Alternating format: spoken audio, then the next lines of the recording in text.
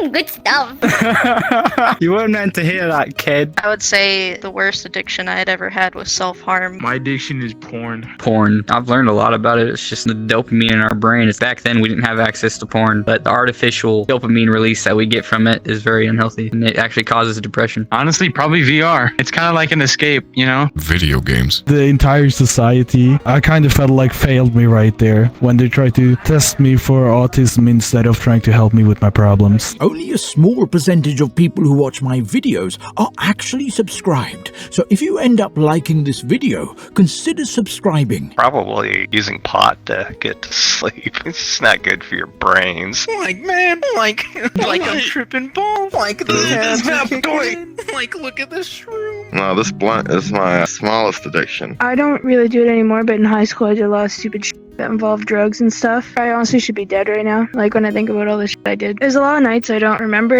and I got into a lot of cars with people that I shouldn't have, and there's a lot of nights where I didn't even know where I was. Plus, in my town, a lot of drugs aren't clean. With Molly, they'll put like fentanyl and stuff in it, and a lot of people die from that. This time last year, I was unemployed, right? And I already had an alcohol problem. I started drinking more heavily since I was unemployed. One day I woke up after like over a month of just non-stop drinking. I had turned completely yellow. So I was brought to the emergency room. Turns out I had full liver and kidney failure, and I only had like a 30% chance to live. Probably nicotine. I mean, I could quit anytime. I know everybody says that, like, oh, I could quit anytime, but I've done it before. I'm quite good at quitting. Like, if I wanted to quit tomorrow, I could do it. If I didn't live in a house with people who also smoke, if someone's walking past every like hour just being like, oh, I'm going for a cigarette, you're going to be like, oh, now I want one too, damn it. I would say social media, too much time, especially on like Reddit and like Twitter, Instagram, because that's what I do when I don't have anything better to do. And it's like a quick dopamine hit, you know, like, but it's not really like fulfilling. VR has probably been the best thing that's happened in my life. As many as there are negatives, there's negatives to everything. It's probably been more beneficial than anything else. Helped me learn more about myself. Helped me be more open. I have friends for the first time. For the VR, I never had any friends. This is literally the most socializing I've done in like months. Probably having a wank. I smoke a lot of cigarettes a day. About a pack and a half a day. You guys just out on your normal day patrolling? Yes, sir. There was suspicious activity out back by the dumpsters. I'm sorry. I am on duty. I must go now. Because it sucks up a lot of your time.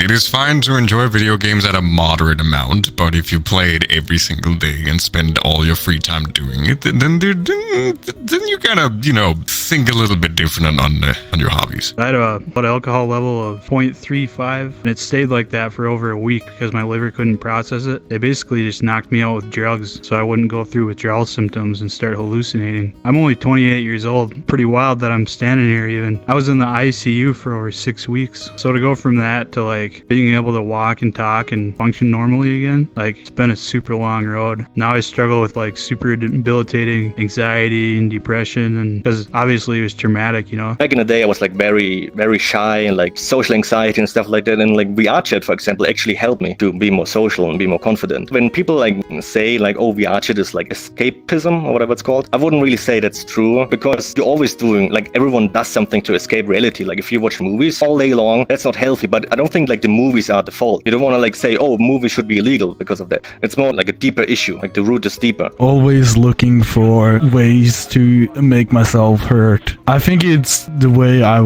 grew up and stuff. I was really alone all the time and never got respected or loved, and I guess like my way of living is I'm kind of used to living with the pain, I guess, the emotional pain, so I just keep seeking it. My past harmful addiction was alcohol. I was in a bad state of mind, like severe depression. Alcohol was there to, comfort, but there was a point where it becomes so inebriated, you just don't care anymore. And with that not being able to care, you don't have the control to stop. I had a bunch of issues with mental illness, and I still kind of do, but I'm coping with it a lot better. Well, you have to get to a point where you're willing to help yourself. And like I was kind of nervous and antsy about going to therapy and stuff like that, but you can't just stay where you are, or you're going to keep going lower and lower and lower. And I have ADD and I have autism and stuff like that, so the only thing my doctors can give me is crazy pills, very strong painkillers or antidepressants and stuff. And I found that when I took painkillers, I wasn't really a functioning member of society. What you really learn, the most important thing is to focus more on the people in your life and less on the things. I spend all that time working 60 hours a week plus. Who cares if you have a nice car and a nice house and everything? Your time with your loved ones on Earth is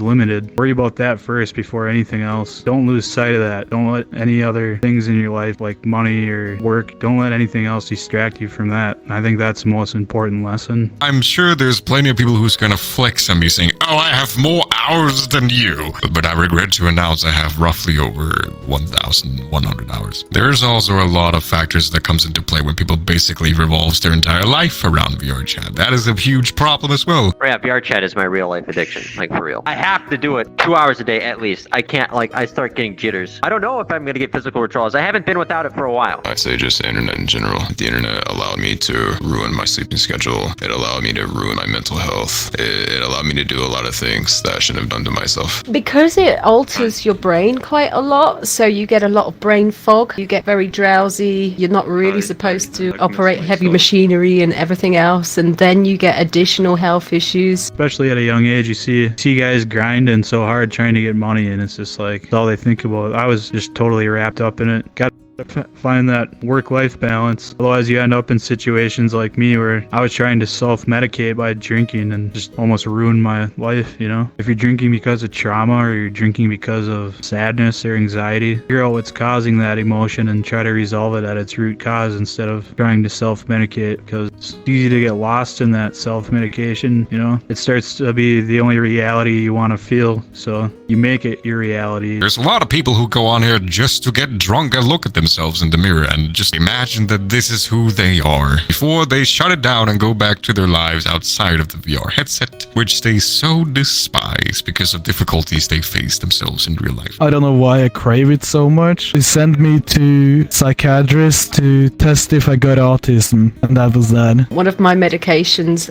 lowered my blood pressure a lot, so I would get very lightheaded. They were making me put on weight. Just so many problems with taking pharmaceuticals. It's a very slippery slope. It's not a good, it's not a good path. So I don't take any pharmaceuticals. I was drinking like one of the big 175 bottles of whiskey every day, still in recovery from it. So, I mean, obviously that's caused plenty of tears. I got a 80-year-old man's liver at 28 years old. So, and it feels like you're falling. All of a sudden you wake up really fast. That moment in between, right before you wake up, where you feel like you're actually literally falling through the air. But imagine that for any scenario. Your body just feels that. Your adrenaline's way up, heart rate is way up, makes you want to tune everything else out. Your senses just get filled with all this distortion because all you can focus on is like panic, pure panic. Honestly, depressed it's a heavy word. It's a really heavy word. Recently, I was really happy in life, but lately it's been going down and down. But I don't know where the limit for depression hits, because I don't want to say that I am depressed in case I'm not, because I feel the use of depression is being thrown so carelessly when it's actually people suffering a lot from it. I mean, I know you have like no motivation whenever you get really bad with depression and stuff, but if you don't want to change, you're not going to. And it took like multiple therapists to find the right one, you know, but once I did, it helped a lot. There are so many different kinds of self-harm that you can do, but I guess the best advice, I mean, there are some little things that work for other people, like instead of marking up your skin, you could draw on it, or you could hold like a piece of ice to your skin until it is really cold, and that kind of gives people the same rush that they're looking for from self-harm. Otherwise, I would say just go easy on yourself.